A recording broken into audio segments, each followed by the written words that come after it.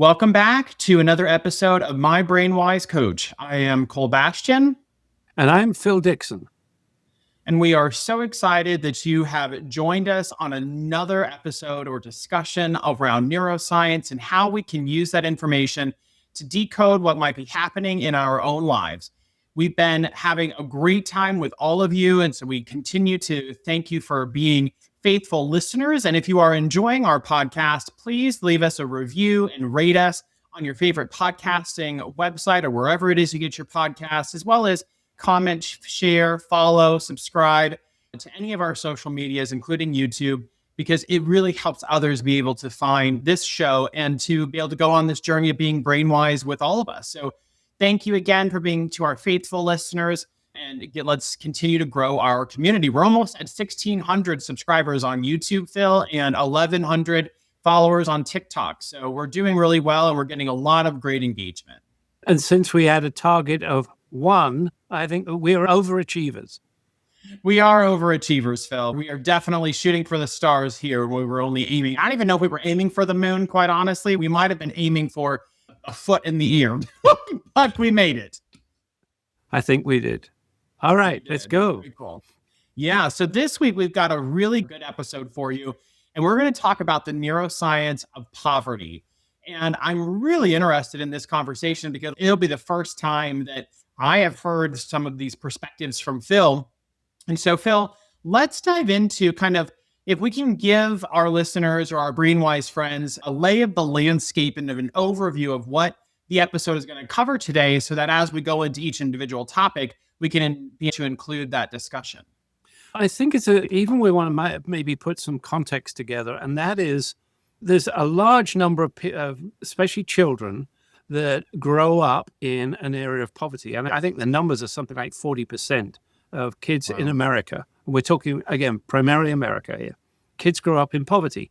So this is really about for parents, but for the rest of us, for educators, for anybody that's engaged with kids, and how you might look at somebody who's come out of poverty, either they're living in poverty or they're coming out of poverty, they're at college or something. How has that growing up actually affected what's going on in their brain? And so that's really what we're about today. And we're going to cover things from brain research, epigenetics, which I'll explain when we get to it, some of the hidden rules that get built in. We've talked about mental models. What are the mental models that we get built in when we grow up in poverty? So we're bringing all of that together in one place, and we're calling it the neuroscience of poverty. Okay. I think it's going to be a great conversation, especially for, like you said, educators, leaders, and communities, and all of us just to have a better understanding of what happens for those who have grown up in that particular setting, and where a better understanding of what's happening. And then also, of course, where we can demonstrate empathy and provide support for people. When we talk about the neuroscience of poverty, Phil, what are we actually referring to? It's really about a number of things. At its ultimate core, it's about how our brains develop under chronic stress, where we've been deprived of material things that we think of as important, and that we grow up in an environment which is, at best, unstable. And how does that all influence our brain's architecture?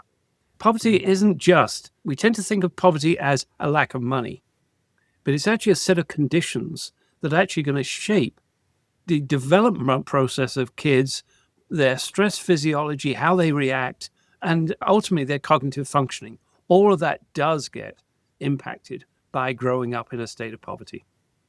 Wow. And as you shared earlier, the research is clear that there's more than 40% of children in the US that do grow up poor or near poor. And that's not a small subportion of the population. It's rather large. So let's walk through some of the major brain regions that are affected by this chronic stress and deprivation, kind of shape our overall experience. And there's going to be 4 that we're going to talk about explicitly, some of which we've already covered. So first of all, the prefrontal cortex, which has executive functions and planning and judgment, self-control, working memory, and all those type of things. And all of those things get impacted by chronic stress.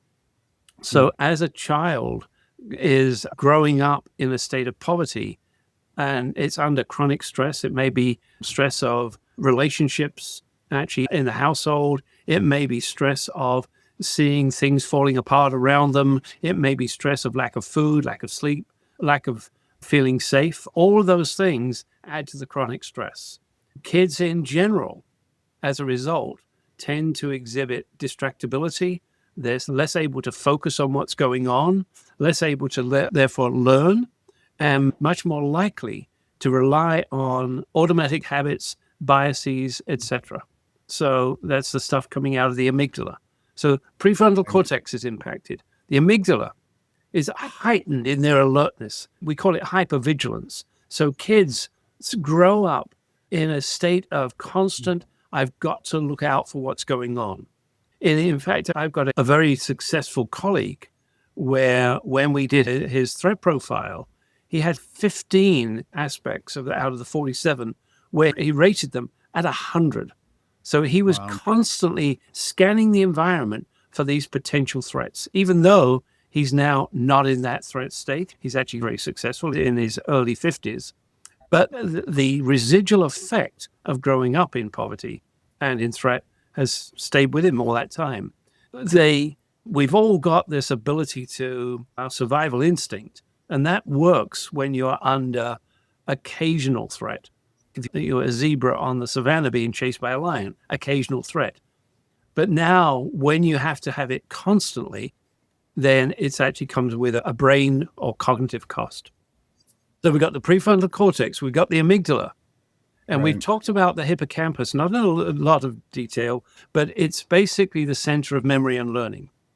And studies show that in kids that have grown up in low-income backgrounds, the hippocampal volume, the size of the hippocampus, is reduced because of that constant stress. And not because of necessarily the genetics of it, but because of the impact that stress has on neural growth.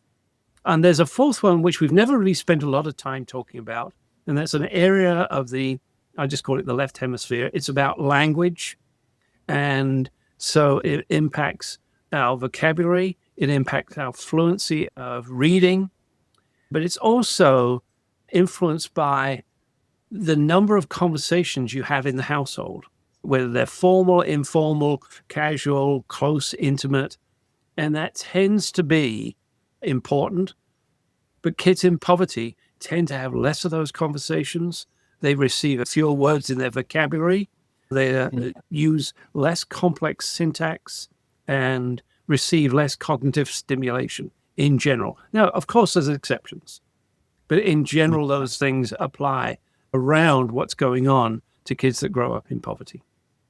My family's been in education, Phil, for as long as I can remember. My mom specifically taught both special education as well as second grade education for 34 plus years.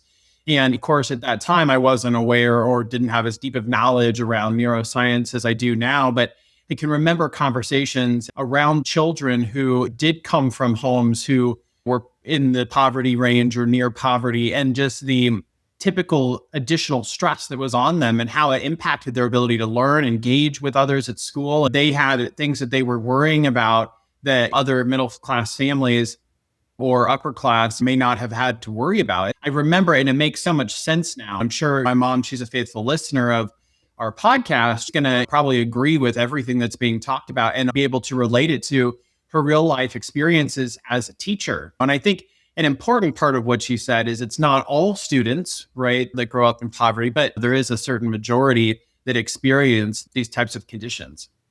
Yeah, and there's all sorts of things in statistics around bell curves. And when we're talking about this, we're talking about an average. At either end, there's extremes. And so your mums are always 100% right. She's correct in the fact that it doesn't happen to everybody, but we're looking at the majority that's in the middle of that bell curve. And so let's talk a little bit, and we've covered this up before, but I'll do it again. And that is what happens when our brains, whether we're kids growing up developmentally or adults living under chronic stress, it actually does change. The brain shifts into being driven by survival thinking. And so when that chronic stress starts to come up with a flood of cortisol into the brain, we get structural changes. We measure the health of the neurons in the brain by the length of the network and the number of branches, which make connections to others, they get reduced both in length and the number of connections. The sheath of the neurons actually gets impacted slightly. They're not as well protected. And we have a thing called brain plasticity, which is how well the brain changes. The ability for the brain to change under chronic stress is reduced. And lots of impacts are actually happening at the same time.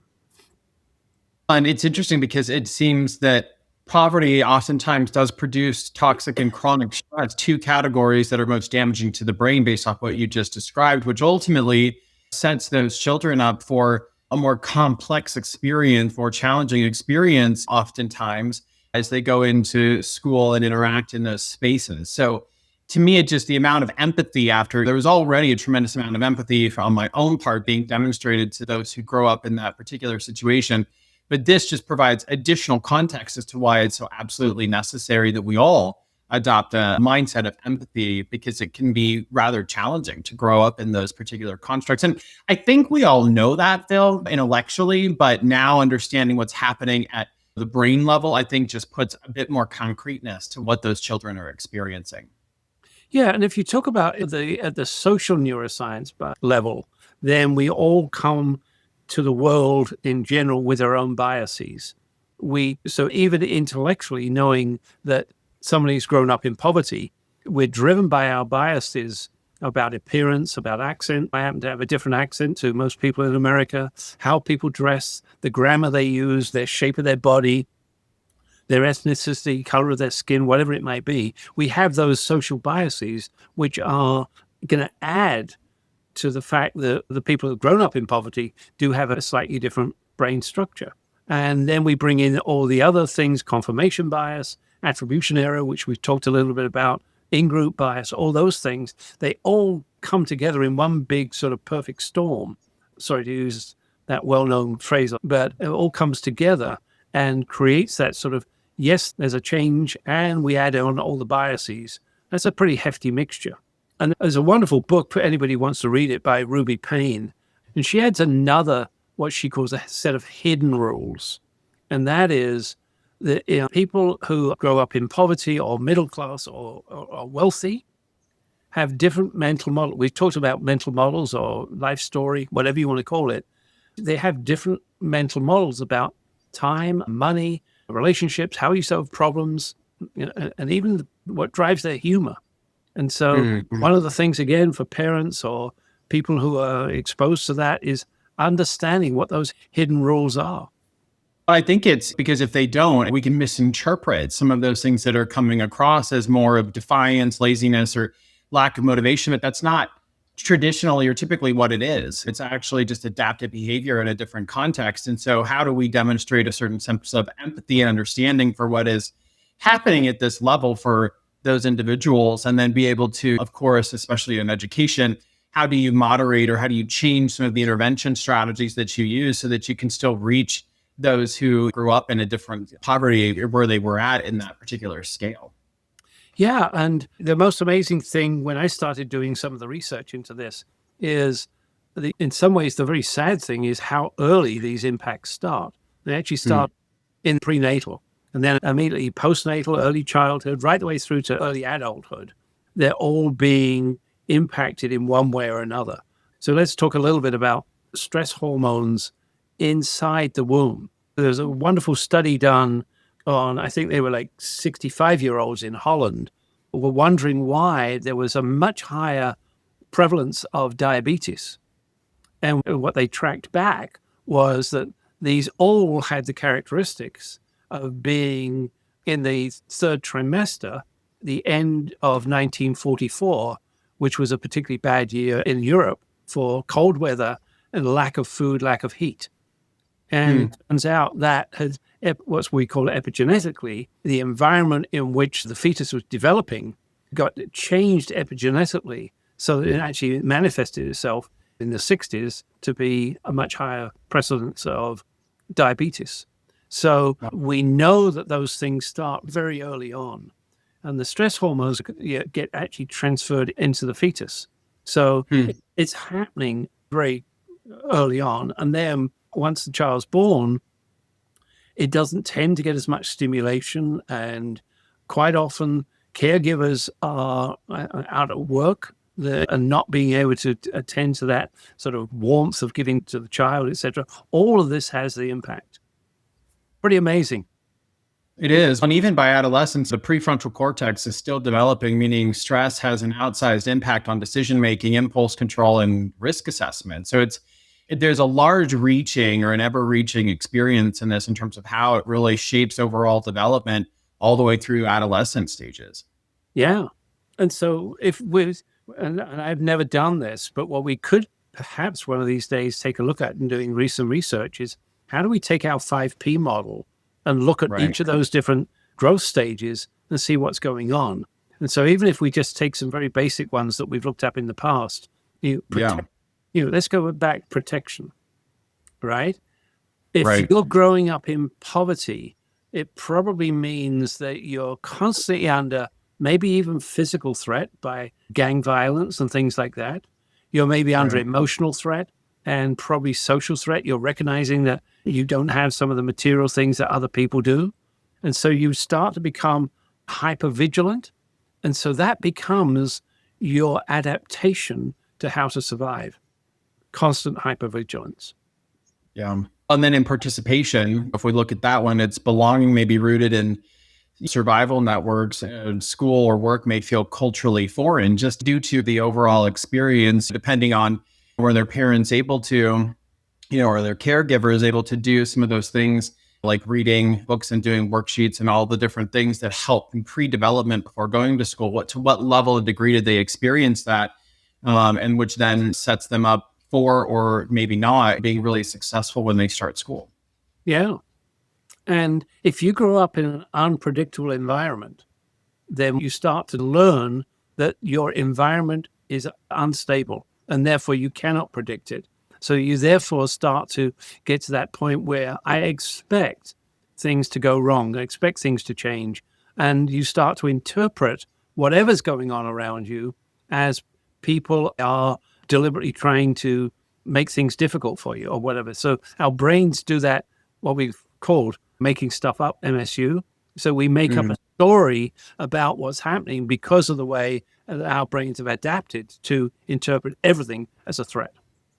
And I think in the realm of pleasure, which is one of the other facets or of the 5P model, it's one of the other Ps, small rewards will matter in this instance, especially for those who grew up near or in poverty due to the uncertainty, or because immediate gratification is now adaptive because their future is so uncertain in a lot of cases. The need for immediate gratification is going to be more prevalent, and those small rewards are going to make an even more significant impact in their environment than perhaps to their colleagues who did not grow up in the same social economic status as they did. Yeah, and purpose is all around identity. And if you've grown up in a scarce, unpredictable, where you've had to become more resilient and focus on survival, your purpose becomes probably a lot more narrow than if you haven't grown up under those type of things. And yeah, we have to just turn around and say, we've talked about the 5P model. And so for anybody who's out there and who's a neuroscientist, no, we haven't done any research on how the 5P model applies to kids from the age of 3 to 5 or whatever it might be. So a lot of this we're talking about today is projection and hypothesis. It's quite likely that 5P model is impacted everywhere along that line. And if anybody wants to do a PhD on it, then let us know. We'll help them out. Absolutely. Reach out. We'd be happy to lend expertise or assistance. So, Phil, I think as we talk about this, it's obviously a very complex challenge. And so normally we spend 4 or 5 minutes talking about what we can do, our BrainWise friends, to help in this case or grow in these particular areas. Maybe we spend a little bit more time going through some of the strategies that we all can implement, because we've given some of the science and the evidence behind what is happening, why it's happening. Now let's talk about what we can do and maybe have a more in-depth conversation around this, because I think our BrainWise friends are listening and they're probably going, that makes total sense based on everything they've learned as they've gone on this journey with us. But now what do we do? Because it's a complex challenge, right? We're not going to solve poverty tomorrow or overnight, and it probably will always exist to some degree. But what can we do even in spite of knowing that? How can we help people? First of all, and you've heard, our BrainWise friends have heard us say this, awareness. And that's in two ways: awareness of the impact it may have on other people in your life, and self-awareness of not only if you grew up in poverty, what it might be doing, but self-awareness about how you're coming across to other people. And we've all got our life story. But if we can step back a little bit and go, maybe that person grew up in a different way to me. So where are they coming from? Rather than project, we tend to think everybody is just like us. So we project that onto everybody. Maybe spending a little bit more take a step back, 7 seconds, and step back and give yourself time to think about, what if I was in that person's shoes? What would be going? Help them build some of the skills that they may not have had. If you've got somebody working for you, or is in your classroom, or is in your lecture hall, and knowing that they may not have those same mental models about time, about relationships and all that stuff, then you put yourself in their shoes. We talk about the golden rule, which is do unto others as you would be done by. I like the platinum rule myself, which is do unto others as they would like to be done by. And putting yourself in their shoes. Use the language that they use rather than your own language. And if it's important for the topic to introduce some of your own language, because that's the part of the profession or whatever it is, step into their shoes first and then translate their language into what it is you're trying to teach them, rather than just assume that they can actually make the jump. And I want to add on to that particular point. It's very important in this conversation of poverty and helping those who have experienced poverty. It also can apply just in general context, even outside of this poverty discussion. And it's feedback that I received early on in my career. It's about making sure that the word choices that we use, because obviously I'm an L&D, so I do a lot of training, and it's very important that I show up in a way that everyone who I'm working with is able to understand and make connections in the content of what we're describing. And it's absolutely critical because, one, you don't want to talk over people's heads and make them feel like they're less intelligent or they ultimately just check out of the experience.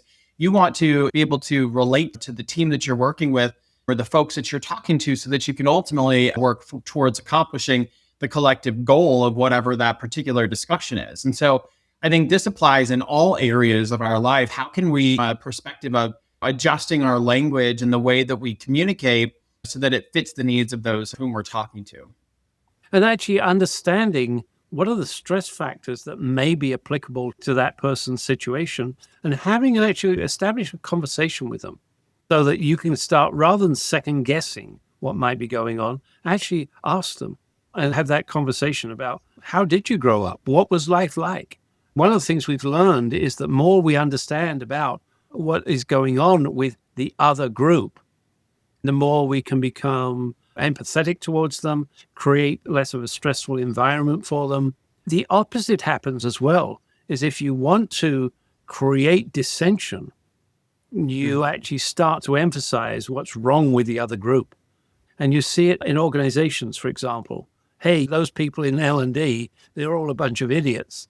And suddenly you've got an in-group and an out-group starting up, where it's got no basis to it whatsoever. And by the way, I wasn't meaning any insult. That was just using you as No, please do. Another one could be all those folks in L&D, they never really think about how to impact the business. That's a fairly common conversation that comes up. Or in my old background, all those people in IT are a bunch of nerds. Yeah. So it doesn't matter what it is. We've all got that ability to project onto an out group, which has nothing to do with reality. Understanding where the other person's coming from. This works for all of us. And that is help people get to be into a more predictable environment. We talked about growing up in poverty tends to be a heightened level of unpredictability. And so if you can start to put some predictability and structure in place for people, then that helps. It helps all of us. It's probably doubly helpful for people who've grown up in poverty. Creating anything you can do about creating extra psychological safety for people. And yes, you're part of an environment. Yes, you grew up that way, but now this is the new environment. And don't expect somebody to go, oh, silly me, those past 16 years don't mean anything, and therefore I'm in my new environment. It's going to take a while for people to change and just understand that as well. Lots more we can talk about. One of the things, again, we've emphasized this, the brain is probably 2/3-ish visual circuitry. Avoiding words on a slide simply can help because you put a visual up there and people can get it. So you're not having to worry about a word translation process. And I model organizational skills because those things may not be, it's implied, I think, a lot of times or expected that, especially in education, kids just, especially when it's certain age, they just know these things and they come prepared. But how do you model it for them and demonstrate it, recognizing that not everyone's going to be in the same space as where perhaps you expect them to be, as well as being like, this one I think is just important in general. And if anyone's interested, I could probably go on a whole diatribe around testing formats and how testing is, whether it is or isn't impactful. I have my own, especially from an adult education perspective, my own theories behind it, which is hypotheses. Of course, it's nothing that, or hypotheses, I think is the plural word. I think it's important, especially for folks who have grown up in poverty. They may not be the best test takers. And even those who have not grown up in poverty, there's a wide swath of those individuals that are not great at test taking. It increases stress. There's all these things that happen there where it is possible, because especially in public education, there's so many things that are standardized across the systems. But how do you prepare them to take tests if that's going to be necessary, or how to adjust testing formats so that you give them the best shot of being successful? And so many kids that grow up in poverty become neurally diverse, and yet we assume that one testing environment will work for everybody.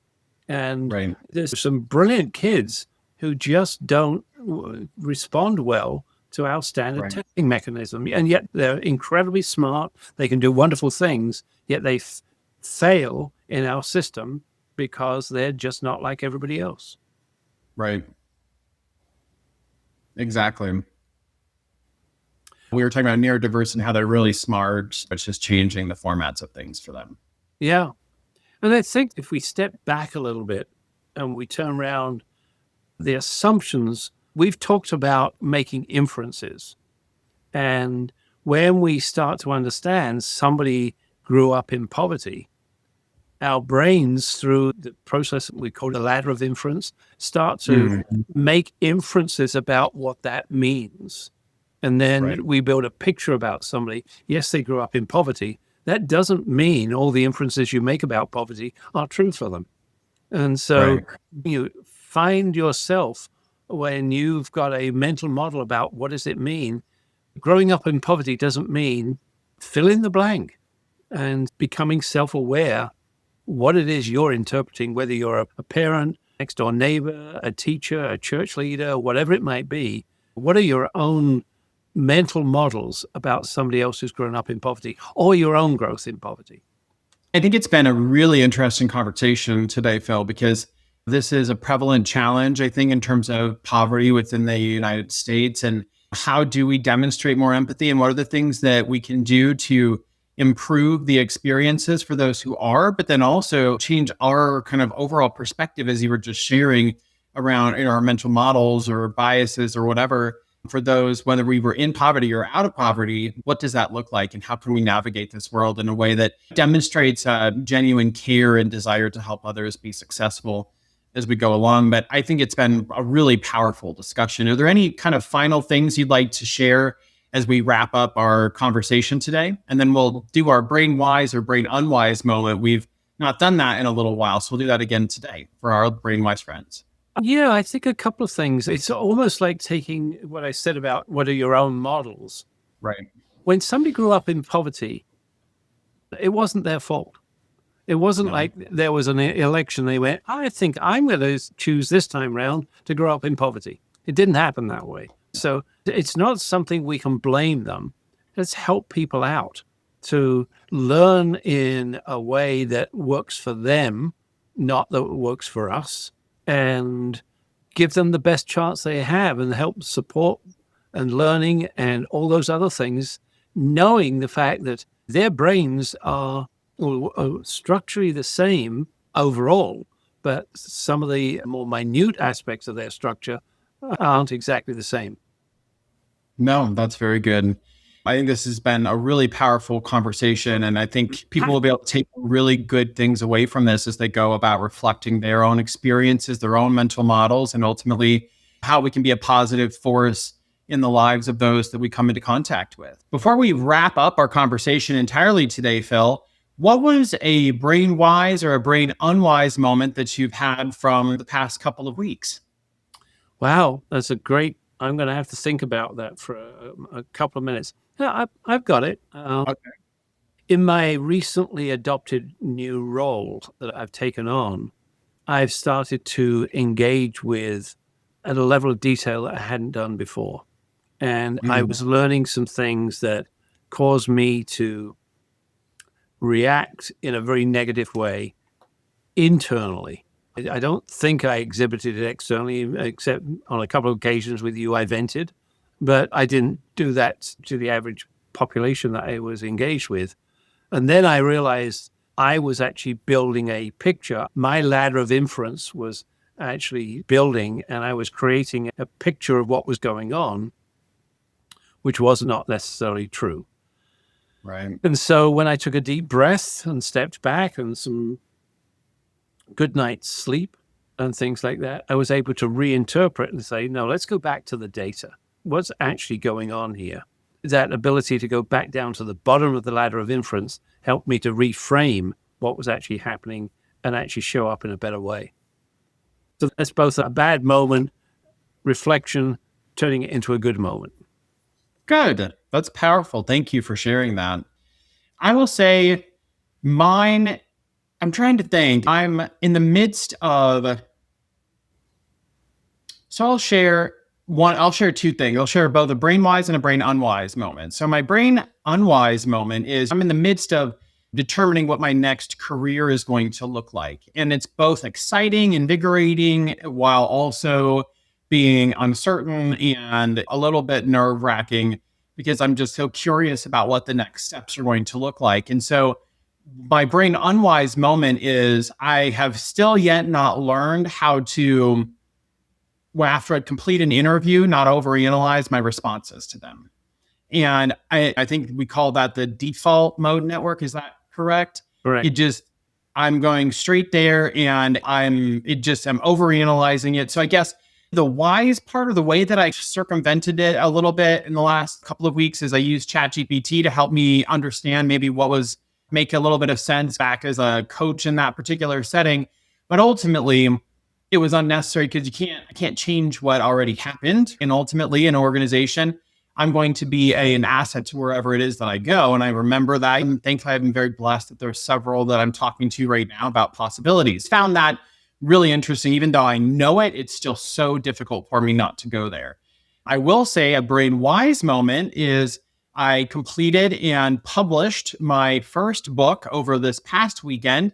Yay. Thank you. So February 1st-ish, when we did our launch push, February 3rd, and we ended up being a top new release in our category, as well as we got 2 top 10 bestseller nominated essentially in 2 of our categories. So very exciting. And the brainwise moment of that is we are going to celebrate it over the weekend. Between Joey and I, we're going to do something fun to celebrate it being published. And I'm just so honored that people are going out and purchasing it and enjoying the experience. Several have posted about it online.